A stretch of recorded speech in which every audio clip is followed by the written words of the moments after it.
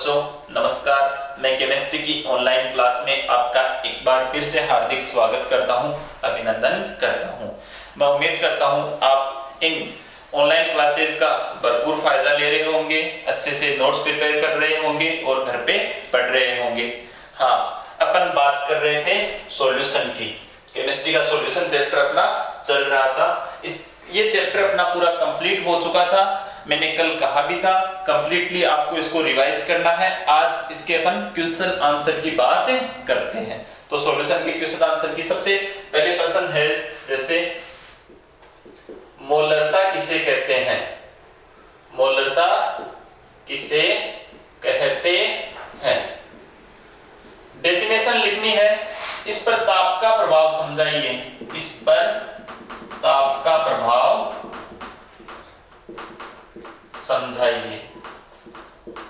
तो सभी जानते हो मोलरता किसे कहते हैं? 1 लीटर विलयन में उपस्थित विलेय के मोलों की संख्या उस विलयन की क्या कहलाती है? मोलरता या मोलिरिटी कहलाती है। और मोलरता को अपन किसके द्वारा डिनोट करते हैं? कैपिटल एन के द्वारा। तो मोलरता का फॉर्मूला क्या होता है? विलेय के मोलों की संख्या और विलयन का आयतन। मोलों की संख्या क्या होती है? विलेय का भार बट्टे विलेय का अणुभार, और विलयन का यहाँ पर क्या? आयतन। ये आयतन किस में लेंगे अपन? ml में। और ml को किस में बदलेंगे? लीटर में बदलने के लिए 1000 का भाग्य 1000 ऊपर जाकर के क्या हो जाएगा? मल्टीप्लाई हो जाएगा। अगर पहले से लीटर में दे रखा है तो अपने को लीटर में ही रखना है, यानी ये आयतन अपने को किस में कन्वर्ट करना पड़ता है? लीटर में कन्वर्ट करना पड़ता है। अगर पहले से लीटर में दे रखा है तो अपने को कोई चेंज नहीं करना है। ये है मोलरता का फॉर्मूला। ये क्या है? विलेय के मोलों की संख्या और विलयन का आयतन। आप सभी जानते हो मोलों की संख्या क्या होती है? विलेय का भार बट्टे अणुभार। अब अपन बात करते हैं ताप का प्रभाव। देखो, ताप बढ़ाने पर आयतन क्या होगा? ताप बढ़ाने पर आयतन बढ़ेगा, और आयतन बढ़ेगा तो मोलरता क्या होगी? यहाँ पर घटेगी। तो यहाँ पर क्लियर है कि तापमान बढ़ाने पर आयतन क्या होगा? बढ़ेगा। ताप बढ़ाने पर आयतन बढ़ेगा, और आयतन बढ़ेगा तो मोलरता यहाँ पर क्या होगी? घटेगी। तो अपन कह सकते हैं कि ताप बढ़ाने पर मोलरता का मान आयतन बढ़ने के कारण घटता है। दूसरा क्वेश्चन है, मोल अंश क्या होती है? Mole fraction. मोल अंश किसे कहते हैं? और विलयन बोलो या फिर अपन बोले मिश्रण की मोल भिन्न कितनी होती है? ये चीज वैसे मैं बता चुका हूं। कोई भी मिश्रण होता है, किसी भी विलयन में घटकों की मोल भिन्न निकाली जाती है या मोल फ्रैक्शन निकाली जाती है। जैसे मान लो इसी घटक की मोल भिन्न क्या होगी? अक्स से लिखते हैं इसको। उस घटक के मोलों की संख्या, उस घटक के मोलों की संख्या बट्टे विलयन या मिश्रण के कुल मोलों की संख्या। विलयन के कुल मोलों की संख्या। जैसे मान लो कोई विलयन था, उसमें घटक है A और B। इन घटकों को मिलाने पर क्या बना? विलयन बना। अब इसमें घटक A के मोल है Na और घटक B के मोल है Nb।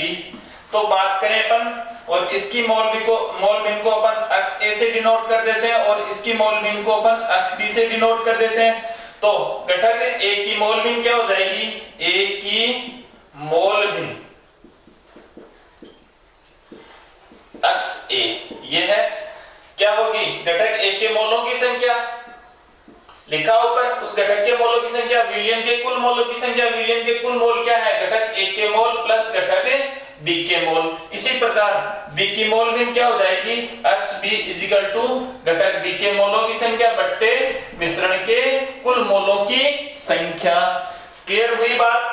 और मिश्रण की मोल भिन्न सदैव इकाई होती है, यानी मिश्रण की मोल भिन्न क्या होगी? अक्ष A प्लस अक्ष B इक्वल टू 1। तो किसी भी मिश्रण की मोल भिन्न बोले या विलयन की मोल भिन्न बोले, उसका मान सदैव कितना होता है, इकाई होता है। ये चीज क्लियर हुई सभी को। अब नेक्स्ट प्रश्न के बारे में अपन बात करते हैं।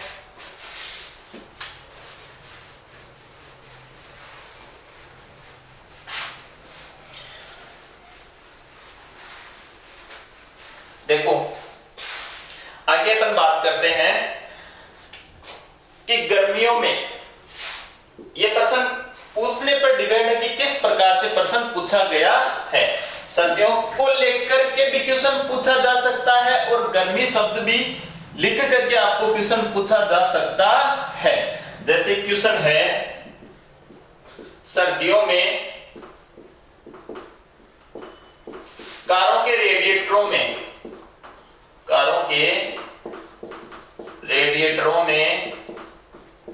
एथिलीन ग्लाइकोल का प्रयोग क्यों किया जाता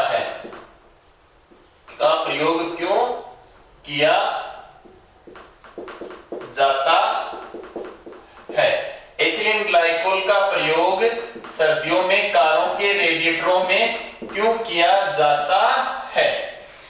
अब आपको यहां पर बताऊंगा क्यों किया जाता है, क्योंकि एथिलीन ग्लाइकोल का जो 35% मिश्रण होता है या जो विलयन होता है, इसका हिमांक होता है 17.5 डिग्री सेंटीग्रेड। कितना हिमांक होता है, 17.5 डिग्री या 17.6 डिग्री सेंटीग्रेड, यानी ये -17.6 degree centigrade, sorry -17.6 degree centigrade, यानी ये इस ताप पर जमता है। जबकि जल का हिमांक कितना होता है, H2O का हिमांक कितना होता है, 0 डिग्री सेंटीग्रेड। और ये एथिलीन ग्लाइकोल या जल कारों के रेडिएटरों में डाला जाता है कूलेंट शीतलन के लिए, इंजन गर्म हो जाए तो ठंडा करने के लिए डाला जाता है। आप समझ गए होंगे कि जल तो 0 डिग्री सेंटीग्रेड ताप पर जम जाएगा, तो एथिलीन ग्लाइकोल कितने पर जमेगा, -17.6 डिग्री सेंटीग्रेड। तो अधिक ठंडे स्थानों पर या सर्दियों में कारों के रेडिएटरों में इसके स्थान पर किसका प्रयोग किया जाता है, शीतलक के रूप में एथिलीन ग्लाइकोल का। इस रूप में किया जाता है, शीतलक के रूप में इसका प्रयोग किया जाता है। जबकि गर्मियों में इसका प्रयोग करने की जरूरत नहीं है। क्लियर हुई ये बात सभी को। अब अपन बात करते हैं नेक्स्ट क्वेश्चन की। रिवर्स ऑस्मोसिस या प्रतिलोमन प्रासरण किसे कहते हैं, प्रतिलोमन प्रासरण बोले या बोले इसको रिवर्स ऑस्मोसिस किसे कहते हैं। आप सभी जानते हो, ये मान लो कोई सेमी परमेबल मेम्ब्रेन है, SPM, इधर है विलायक और इस साइड में है विलयन।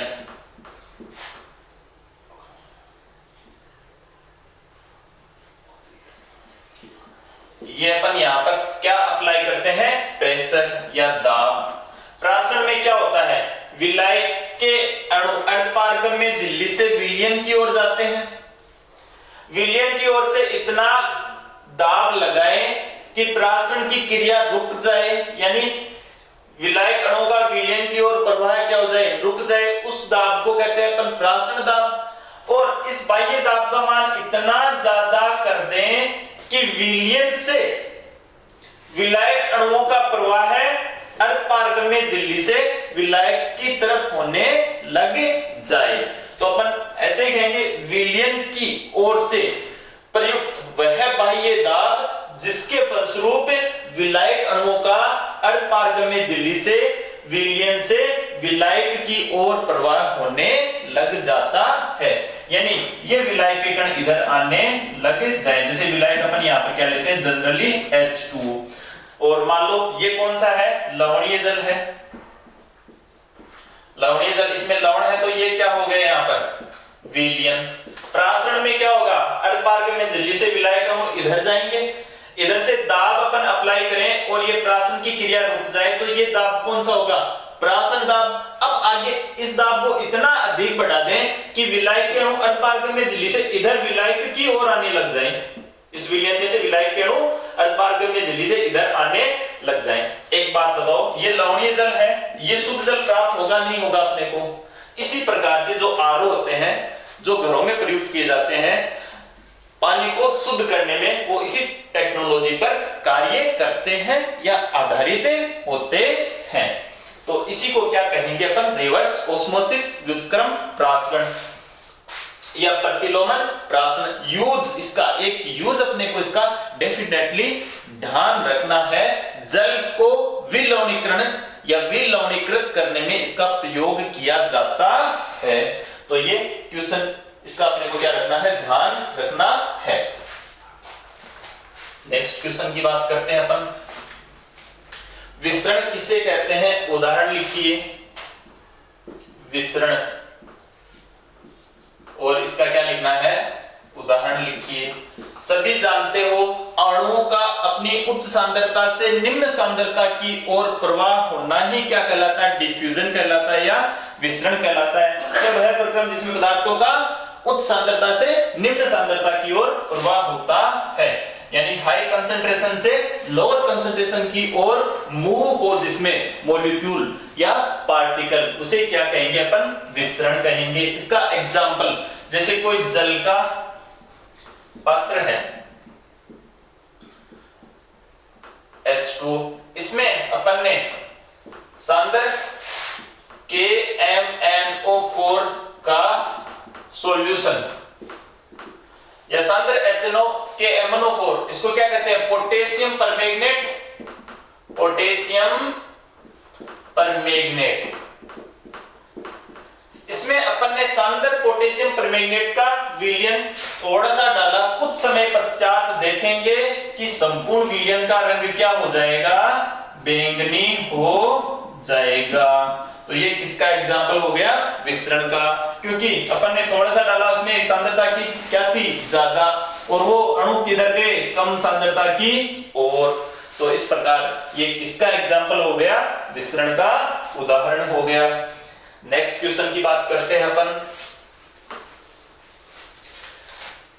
जैसे निम्न को क्वथनांकों के बढ़ते हुए क्रम में लिखिए। निम्न को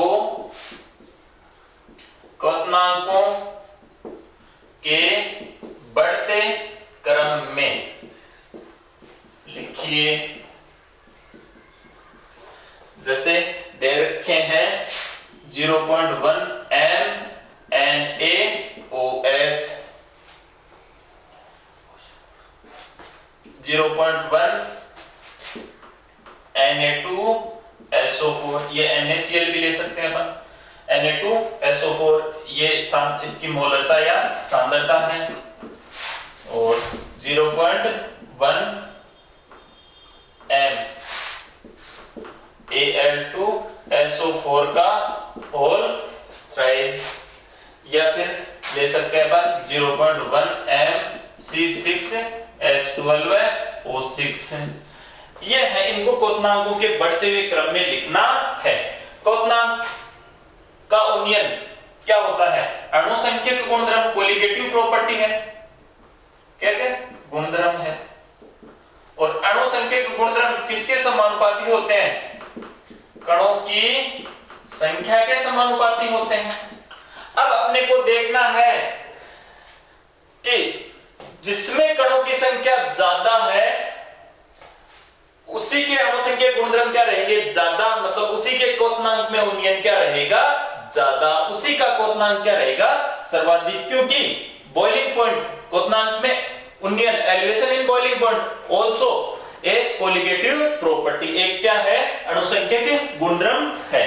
तो अपन जानते हैं NaCl का आयन किस प्रकार से होगा, Na प्लस Cl माइनस, कितने आयन मिले, 2। इसका कैसे होगा, Na2SO4 का 2Na प्लस SO4 2 माइनस इसका कैसे होगा Al2SO4 का whole thrice 2Al3 plus 3SO4 2 minus glucose का आयनन होता नहीं है, तो कणों की संख्या सबसे कम किसकी है? इसकी।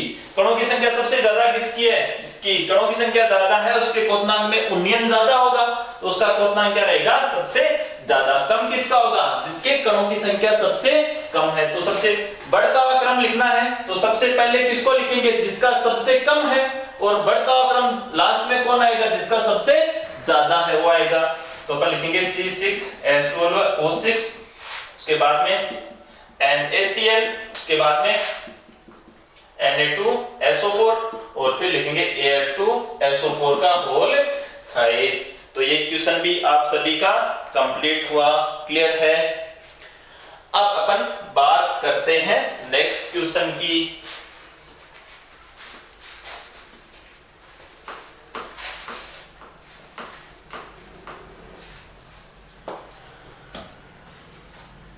जैसे नेक्स्ट क्वेश्चन है, बेंजीन में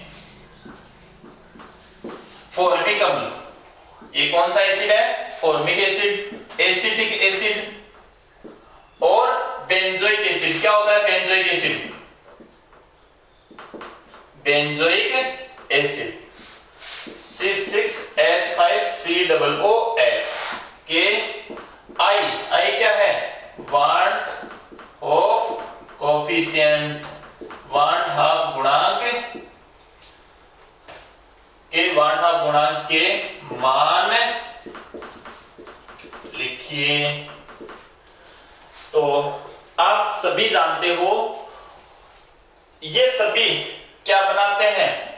द्विलक या डाइमर बनाते हैं बेंजीन में। पहले भी बात कर चुका हूं, सभी क्या बनाते हैं? द्विलक बनाते हैं। सभी क्या बनाते हैं? द्विलक बनाते हैं। सभी बेंजीन में क्या बनाएंगे? बेंजीन में द्विलक बनाएंगे। तो यहां पर n का मान कितना हो जाएगा? n = एक चीज मैं आपको पहले बता चुका हूं, ये सभी बेंजीन में संगुणित हो जाते हैं। क्या हो जाते हैं? बेंजीन में संगुणित हो जाते हैं। और बेंजीन में संगुणित होने का मतलब ये दो अणु जुड़ते हैं, ये भी दो अणु, और ये भी कितने अणु जुड़ते हैं? दो। तो संगुणन में कितने अणु भाग ले रहे हैं? दो। तो वांट हाफ गुणांक और अणुभार में क्या संबंध होता है? यहां पर कौन सा लेते हैं अपन? परिक्लित। और यहां पर कौन सा लेते हैं अपन? प्रेक्षित। प्रेक्षित कौन सा होता है? संगुणन के या वियोजन के बाद वाले कणों की संख्या। तो यहां पर अपन ये एक माने तो ये कितने भाग ले रहे हैं? यहां पर दो। तो n का मान यहां पर कितना हो जाएगा? 2। तो सभी के वांट हाफ गुणांक का मान कितना हो जाएगा? 0.5 हो जाएगा। क्योंकि पहले तो क्या है, ये सभी एक एक है, जब इनको बेंजीन में नहीं बोलते हैं, उसके बाद में ये दो अणु आपस में मिल जाते हैं, तो n का मान यहां पर कितना हो जाएगा? 2। तो यहां पर वांट हाफ गुणांक का मान कितना आएगा? 0.5 आएगा। क्लियर हुई ये बात सभी को? अब अपन बात करते हैं नेक्स्ट क्वेश्चन की। नेक्स्ट एक जनरल क्वेश्चन है, मेथेनॉल कार्बनिक यौगिक होते हुए भी जल में क्यों घुल जाता है? मेथेनॉल क्या होता है? CH3OH, ये क्या है? कार्बनिक है, फिर भी ये क्या हो जाता है? जल में घुल जाता है। इसका कारण है यह जल के साथ क्या बना लेता है? Hydrogen bonding. Hydrogen bonding. तो ये नेक्स्ट क्वेश्चन है, मेथेनॉल कार्बनिक यौगिक होते हुए भी जल में घुलता है। जल क्या है? अध्रुवीय, ध्रुवीय विलायक है। तो आप सभी जानते हो कार्बनिक किसमें घुलते हैं? कार्बनिक में घुलते हैं। लेकिन ये कार्बनिक है वो किसमें? ध्रुवीय विलायक जल में घुल रहा है। कारण क्या है? यह जल के साथ हाइड्रोजन बॉन्डिंग बना लेता है, इस कारण ये जल में घुल जाता है। नेक्स्ट क्वेश्चन है, जैसे सोडियम कार्बोनेट का 20% जलीय विलयन। सोडियम कार्बोनेट क्या होता है? Na2CO3 का 20% जलीय विलयन से आप क्या समझते हैं? देखो सोडियम कार्बोनेट का 20% जलीय विलयन है, यहाँ पर विलायक का भार है Na2CO3 बराबर है 20 ग्राम। ये क्या है? विलेय। विलेय क्या होता है? WB। और यहाँ पर विलायक क्या है? 80 ग्राम। टोटल कितना है विलायक को किससे लिखते हैं अपन? WA से लिखते हैं। तो इसके 20% जलीय विलयन का मतलब यही होता है, यहां पर कुल विलयन तो 100 ml या 100 ग्राम मान सकते हैं, उसमें अपन विलेय को कितना मानेंगे? 20 ग्राम। और विलायक को कितना मानेंगे? यहां पर अपन 80 ग्राम। क्लियर हुई ये बात? जैसे ये 10% बोल देता तो विलेय कितना होता? 10 ग्राम। और विलायक कितना होता? 90 ग्राम। जैसे 50% बोलता, इसका मतलब 100 ग्राम में 50 ग्राम क्या है? विलेय और 50 ग्राम क्या है? विलायक। तो ये परसेंट वाली बात आप सभी को क्या रहनी चाहिए? क्लियर रहनी चाहिए। अब अपन नेक्स्ट क्वेश्चन की बात करते हैं।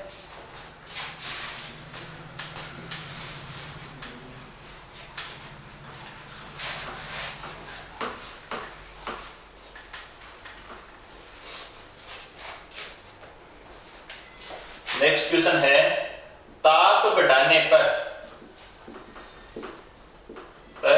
NaCl की जल में विलेयता बढ़ जाती है। जल में विलेयता बढ़ जाती है, ऐसा क्यों होता है? ताप बढ़ाने पर NaCl की जल में विलेयता बढ़ जाती है, ऐसा क्यों होता है? आपको मैं बता चुका हूं, द्रवों में ठोसों की विलेयता, ये टॉपिक अपन ने पढ़ा था। वहां पर मैंने बताया था ताप का प्रभाव उष्मा शोषी और उष्मा सेप्पी। उष्मा शोषी प्रक्रम में ताप बढ़ाने पर द्रव में ठोस की विलेयता क्या हो जाती है? बढ़ जाती है। अतः NaCl का जल में घुलना कैसा प्रक्रम है? उष्मा शोषी और उष्मा एंडोथर्मिक प्रोसीजर होने के कारण ताप बढ़ाने पर इसकी विलेयता क्या हो जाती है? बढ़ जाती है। नेक्स्ट क्वेश्चन, स्थिर क्वांति मिश्रण किसे कहते हैं? मिश्रण किसे कहते हैं? एजियोट्रोप किसे कहते हैं? ये परिभाषा और इसके एग्जाम्पल मैं आपको नोट्स में क्लियर करवा चुका हूं। दो या दो से अधिक घटकों का ऐसा मिश्रण जिनका वाष्प प्रावस्था में, वेपर फेज में और द्रव प्रावस्था में यानी लिक्विड फेज में संघटन क्या होता है? समान होता है और एक ही ताप पर वो उबलते हैं, जिन्हें प्रभाजी आसवन से भी अपन पृथक नहीं कर सकते। उन घटकों को अपन प्रभाजी आसवन से भी अलग नहीं कर सकते। ऐसे मिश्रण को अपन क्या कहते हैं? एजियोट्रोप या स्थिर क्वांति मिश्रण कहते हैं। ये दो प्रकार का मैंने बताया था, अधिकतम वाष्पदाबी, न्यूनतम क्वथनांकी एग्जाम्पल करवाए थे, और न्यूनतम वाष्पदाबी, अधिकतम क्वथनांकी एग्जाम्पल आपको मैंने इसके करवा दिए थे। अब है अम्लगम किस प्रकार का विलयन है?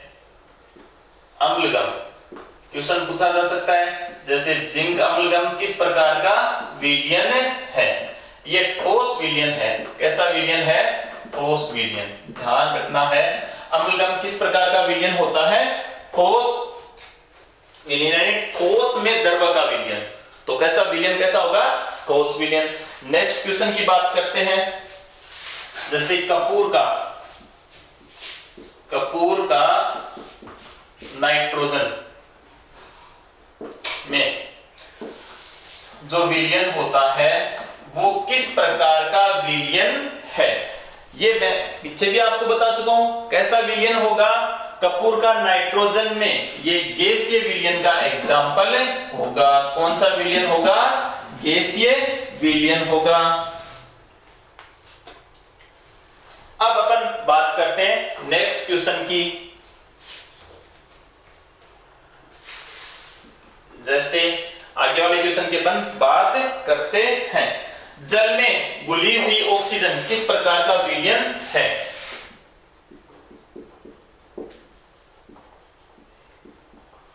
घुली हुई ऑक्सीजन किस प्रकार का विलयन है?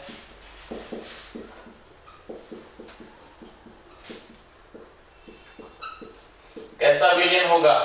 ये द्रव विलयन का एग्जाम्पल होगा। जैसे सोडा वाटर कैसा विलयन है? सोडा वाटर कैसा विलयन होता है? सोडा वाटर कैसा विलयन होता है? द्रव विलयन होता है। इसी प्रकार H2 का पैलेडियम द्वारा अधिशोषण इस प्रकार का विलयन है। ये किस प्रकार का विलयन है? ये ठोस विलयन है। ये विलयन में ये क्वेश्चन आपको मैं बता चुका था, क्लियर करवा चुका था। तो यहां तक ये क्वेश्चन सभी को क्या रहने चाहिए? क्लियर रहने चाहिए। अब अपन बात करते हैं नेक्स्ट क्वेश्चन की।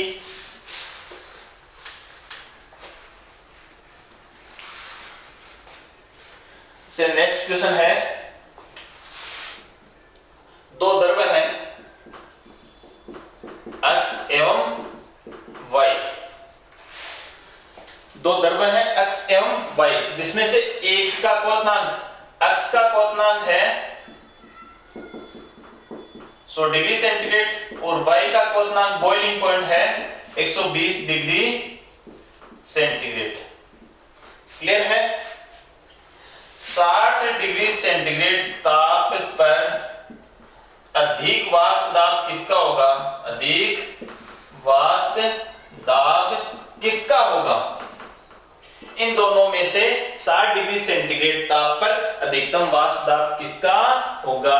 आप सभी जानते हो जिसका क्वथनांक कम होता है उसका वाष्प दाब क्या रहता है? अधिक, यानी उसकी वाष्प बनाने में कम ताप चाहिए, कम ताप पर ही वाष्प बन जाएगी। और जिसका क्वथनांक ज्यादा है उसकी अधिक ताप पर वाष्प बनेगी। तो उसका क्वथनांक जिसका ज्यादा उसकी वाष्प क्या बनेगी? कम। तो क्वथनांक कम तो अब वाष्प दाब क्या रहेगा? ज्यादा। तो X का वाष्प दाब क्या रहेगा? अधिक रहेगा। क्लियर हुआ ये क्वेश्चन भी सभी को? अब अपन बात करते हैं नेक्स्ट क्वेश्चन की। छोटा सा क्वेश्चन है, ताप बढ़ाने पर हेनरी स्थिरांक पर क्या प्रभाव पड़ता है?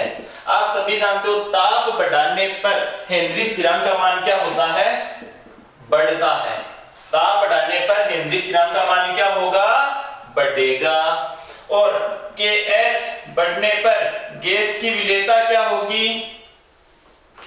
गैस की विलेयता क्या होगी? घटेगी। कैसे घटेगी ये बताता हूं मैं। जैसे ताप बढ़ाने पर KH बढ़ता है, ताप बढ़ाने पर हम जानते हैं गैसों की दरों में विलेयता क्या होती है? घटती है, क्योंकि गैस के अणु स्थानांतरण गतिज ऊर्जा करते हुए द्रव की सतह से बाहर चले जाते हैं, तो उनकी विलेयता क्या हो जाती है? घट जाती है, कम हो जाती है। तो ताप बढ़ाने पर गैसों की विलेयता क्या होती है? घटती है। और KH बढ़ाने पर भी गैसों की विलेयता क्या होगी? घटेगी। ताप बढ़ाने पर हेनरी स्थिरांक का मान क्या होता है? बढ़ता है। ताप और हेनरी स्थिरांक ये बढ़ते हैं तो गैसों की विलेयता क्या होती है? घटती है। क्लियर हुआ ये सभी को? अब अपन नेक्स्ट क्वेश्चन की बात करते हैं।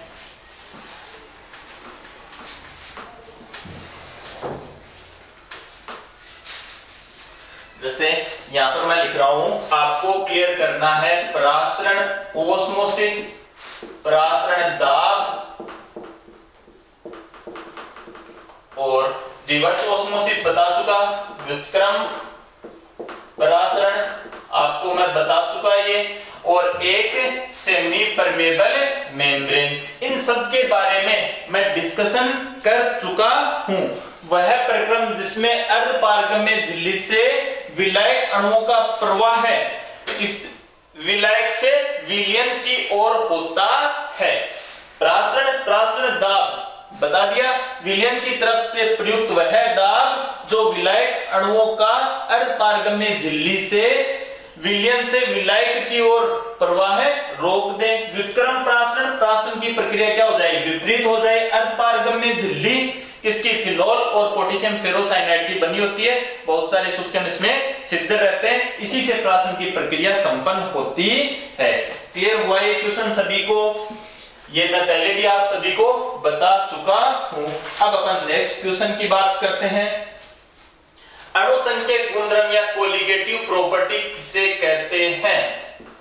और ये कोलिगेटिव प्रॉपर्टी किसे कहते हैं आप सभी को पता है। विलयन के वे गुणधर्म जो विलेय की कणों की संख्या पर निर्भर करते हैं कौन से गुणधर्म कहलाएंगे? अणुसंख्यक गुणधर्म कहलाएंगे। और विलयन के अणुसंख्यक गुणधर्म आप सभी को मालूम होना चाहिए। विलयन के अणुसंख्यक गुणधर्म किसके समानुपाती होते हैं? विलेय के कणों की संख्या के क्या होते हैं? विलेय के कणों की संख्या के समानुपाती, विलेय के कणों की संख्या। और अणुसंख्यक गुणधर्म विलेय के अणुभार के क्या होते हैं? व्युत्क्रमानुपाती। बता सकते हो 3 क्वेश्चन में से कुछ भी पूछा जा सकता है। अणुसंख्यक गुणधर्म क्या होते हैं? विलयन के वे गुणधर्म जो विलेय के कणों की संख्या पर निर्भर करते हैं, प्रकृति और संगठन पर निर्भर नहीं करते। कोलिगेटिव प्रॉपर्टी या अणुसंख्यक गुणधर्म कहलाते हैं। विलयन के अणुसंख्यक गुणधर्म विलेय की कणों की संख्या के समानुपाती होते हैं और मोलर मास के या विलेय का जो मोलर मास होता है उसके व्युत्क्रमानुपाती होते हैं। अब अपन बात करते हैं नेक्स्ट क्वेश्चन की। जैसे नेक्स्ट क्वेश्चन है, जल में Al2SO4 होल थ्राइस का 1/2 गुणांक, या मैं लिख दूं सीधा I ज्ञात कीजिए। ये जल में आयनित कैसे होगा? Al2SO4 का whole thrice 2Al3+ plus 3SO4 2-। तो I क्या होता है?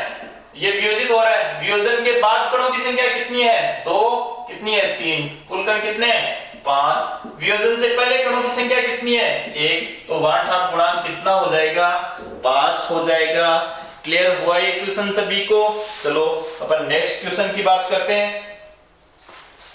1/2 गुणांक को परिभाषित कीजिए। आप सभी जानते हो किसको बताता है? संगुणन और वियोजन की मात्रा को बताता है। किसका अनुपात होता है? संगुणन अथवा वियोजन के पश्चात कणों की संख्या और उससे पहले कणों की संख्या का अनुपात। यानी प्रेक्षित मोलों की संख्या विलेय के और विलेय के सैद्धांतिक मोलों की संख्या का क्या होता है? ये अनुपात होता है। अब अपन बात करते हैं नेक्स्ट क्वेश्चन की।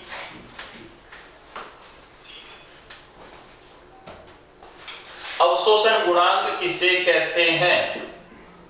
अवशोषण गुणांक, अब्जॉर्प्शन कोएफिशिएंट किसे कहते हैं? आप सभी को पता होगा, अपन ने पढ़ा था गैसों की द्रव्य में विलेयता। उस समय अपन बात कर रहे थे अब्जॉर्प्शन कोएफिशिएंट की। तब मैंने बताया था कि गैसों की ml अथवा घन सेमी में वह मात्रा जो जल के 1 ml अथवा घन सेमी में उपस्थित होती है, उसी मात्रा को अपन क्या कहते हैं? अवशोषण गुणांक या अब्जॉर्प्शन कोएफिशिएंट। ये भी बताया था अवशोषण गुणांक का मान बढ़ने पर गैसों की दरों में विलेयता क्या होती है? बढ़ती है। तो क्लियर है ये बात सभी को अवशोषण गुणांक वाली। आगे वाले क्वेश्चन की बात करते हैं। ताप, वैसे मैं इस क्वेश्चन की बात कर चुका। ताप बढ़ाने पर गैसों की द्रवों में विलेयता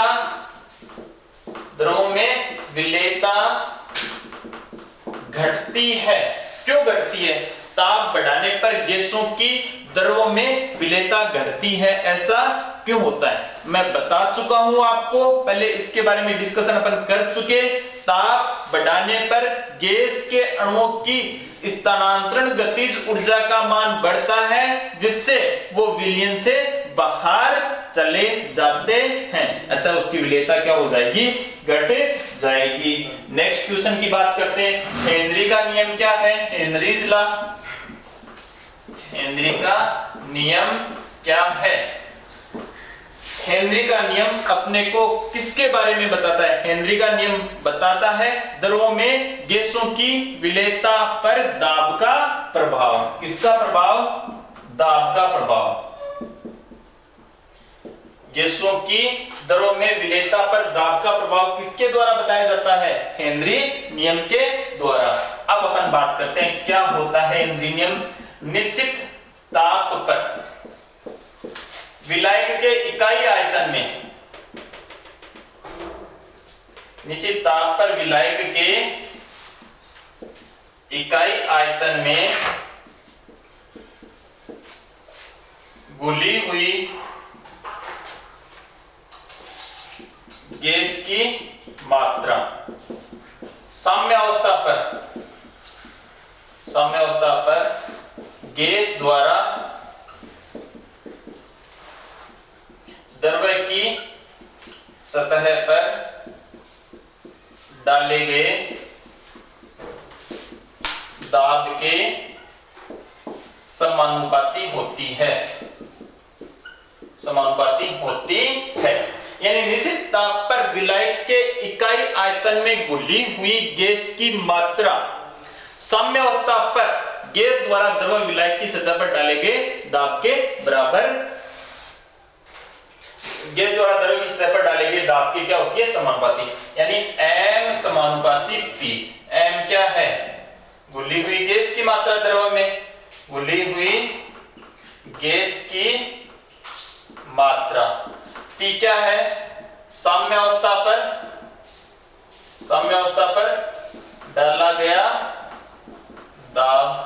अब इसको ऐसे भी लिख सकते हैं m बराबर k h p, या k बड़े k से k क्या है, हेनरी स्थिरांक है, k क्या है, हेनरी स्थिरांक, और हेनरी स्थिरांक बढ़ेगा तो गैसों की दरों में विलेयता घटेगी, ताप बढ़ेगा तो गैसों की दरों में विलेयता घटेगी।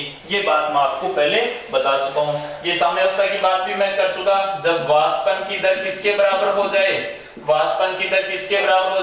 संघनन की दर के क्या हो जाए, बराबर हो जाए, उस समय द्रव विलायक की सतह पर वाष्प द्वारा डाला गया दाब ही क्या कहलाता है, वाष्प दाब, पहले बता चुका।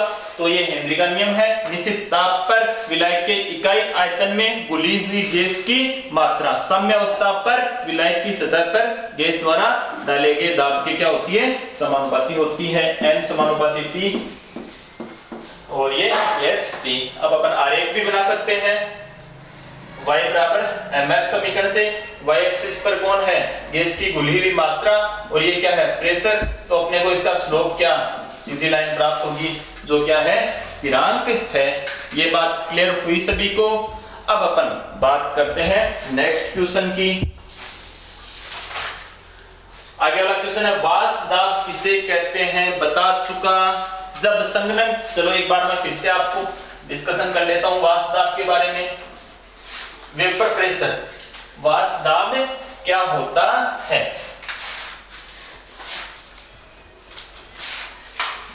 वाष्प दाब, देखो जैसे किसी बंद पात्र में होगा तभी अपन वाष्प दाब की बात करेंगे। जैसे इस बंद पात्र में क्या है, ये शुद्ध विलायक है H2O, इसको अपन क्या करते हैं, इसको अपन करते हैं गर्म करते हैं, तो इसकी क्या बनना शुरू होती है, वाष्प, धीरे धीरे वाष्प ऊपर जाकर के टकराएगी, और गर्म करेंगे तो वाष्प वापस नीचे आकर के इसमें द्रव में घुल जाएगी। तो एक स्थिति ऐसी है कि जब वाष्पन की दर किसके बराबर हो जाएगी, संघनन की दर के बराबर, यानी एट इक्विलिब्रियम स्टेट, यानी इसको कहेंगे अपन साम्यावस्था। साम्यावस्था पर द्रव विलायक की सतह पर, साम्यावस्था पर द्रव विलायक की सतह पर इस वाष्प द्वारा जो डाला गया दाब होगा वही क्या कहलाएगा, वाष्प दाब। क्लियर हुई ये चीज सभी को। आगे वाला क्वेश्चन है वाष्प दाब अवनमन क्या है, वाष्प दाब अवनमन बता चुका पहले आपको, डेल्टा पी से दर्शाते हैं, शुद्ध विलायक का वाष्प दाब माइनस विलयन का वाष्प दाब। क्या होता है, जब किसी शुद्ध विलायक में अवाष्पशील विलायक घोल देते हैं तो उस विलयन का वाष्प दाब शुद्ध विलायक से क्या हो जाता है, कम हो जाता है, इसे अपन क्या कहते हैं, वाष्प दाब का अवनमन कहते हैं। कुछ एक एग्जांपल है उनके बारे में आपको बताना है। राउल के नियम से कौन धनात्मक विचलन दर्शाता है और कौन ऋणात्मक विचलन दर्शाता है। तो मैं कहूं पॉजिटिव डेविएशन C2H5OH मेथेनॉल जल ले लो, CH3OH सॉरी ये इथेनॉल है, इथेनॉल जल ले लो, मेथेनॉल जल ले लो, ये क्या दर्शाएंगे, राउल के नियम से पॉजिटिव डेविएशन। और भी एग्जाम्पल है, जैसे एथेनॉल, एसीटोन ले सकते हैं, कैसा डेविएशन दर्शाएगा, राउल्ट लॉ से पॉजिटिव डेविएशन। इसी प्रकार राउल्ट लॉ से नेगेटिव डेविएशन कौन कौन दर्शाएंगे, जैसे जल और अम्ल, जल और अम्ल, ये कौन सा है, हाइड्रोक्लोरिक अम्ल, ये कौन सा अम्ल है, सल्फ्यूरिक अम्ल, या H2O, HNO3, ये कौन सा डेविएशन शो करते हैं, राउल्ट लॉ से नेगेटिव डेविएशन शो करते हैं। एक एग्जांपल और, मिथेनॉल प्लस एसिटिक एसिड, ये एस्टरिफिकेशन जो रिएक्शन है उसका एग्जांपल है, ये भी कौन सा डेविएशन शो करेगा, राउल्ट लॉ से नेगेटिव डेविएशन। तो ये पॉजिटिव डेविएशन और नेगेटिव डेविएशन के क्वेश्चन पूछे, इनके एग्जांपल पूछे जाते हैं। ये एग्जांपल आपको क्या रखने हैं, ध्यान रखने हैं। एक लास्ट क्वेश्चन के बारे में बात करता हूं मैं। अब नॉर्मल मोलर मास, असामान्य आणविक द्रव्यमान, असामान्य आणविक द्रव्यमान, ये इसको कहते हैं अपन अब नॉर्मल मोलर मास। किसे कहते हैं, अपन पढ़ चुके हैं अब नॉर्मल मोलर मास किसे कहेंगे, यदि विलेय को विलयन में अपन डालते हैं तो उसका वियोजन भी हो सकता है विलेय का, और क्या हो सकता है, संगुणन भी हो सकता है। जैसे NaCl, CaCl2, AlCl3, इसको जल में डालोगे तो वियोजन और आयनन और फिर 2 कण मिलेंगे, इसके 3 मिलेंगे क्योंकि 2 Cl और 1 कैल्शियम, और इसके कितने मिलेंगे, 4। तो इनका क्या हो रहा है, वियोजन। और आप एसिटिक अम्ल को, फार्मिक अम्ल को, बेंजोइक अम्ल को बेंजीन में डालोगे तो उनका क्या होगा, संगुणन। तो मैं ऐसे ही कह रहा हूं, जब विलेय को विलयन में मिक्स करा जाता है, विलेय को विलयन में डाला जाता है तो विलेय के कणों का संगुणन भी हो जाता है और वियोजन भी हो सकता है। तो कणों की संख्या कम या अधिक प्राप्त होगी, अणु संख्या गुणधर्मों के मान क्या हो जाएंगे, बदल जाएंगे, जिससे जो आणविक द्रव्यमान होगा वो वास्तविक द्रव्यमान से या तो ज्यादा प्राप्त होगा या फिर क्या प्राप्त होगा, कम। इसी को अपन क्या कहते हैं, असामान्य आणविक द्रव्यमान, यानी वास्तविक द्रव्यमान जो होता है विलेय का उससे या तो ज्यादा प्राप्त होगा या फिर कम प्राप्त होगा। क्यों, विलयन में विलेय का संगुणन भी हो सकता है और वियोजन भी हो सकता है, जिससे कणों की संख्या घट सकती है, बढ़ सकती है, आणविक द्रव्यमान वास्तविक से ज्यादा हो सकता है और कम भी हो सकता है। ये मैंने आपको डिस्क्रिप्टिव टाइप सारे क्वेश्चन सोल्व करवा दिए हैं। इस चैप्टर के न्यूमेरिकल बचे हैं, वो न्यूमेरिकल आपको घर पे सोल्व करने हैं। उनमें कोई समस्या आएगी तो आप मेरे को कमेंट बॉक्स में लिख करके बता सकते हो, और जो नोट्स हैं वो मैं पीडीएफ के रूप में नीचे आज ही डालने की कोशिश करूंगा। उसमें काफी न्यूमेरिकल भी हैं, 10-15 न्यूमेरिकल हैं, वो सभी को आपको सोल्व करने हैं। कल अपना चैप्टर स्टार्ट होगा केमिकल काइनेटिक्स, रासायनिक बलगतिकी। सबको अच्छी तरह से तैयार करना है। Thank you.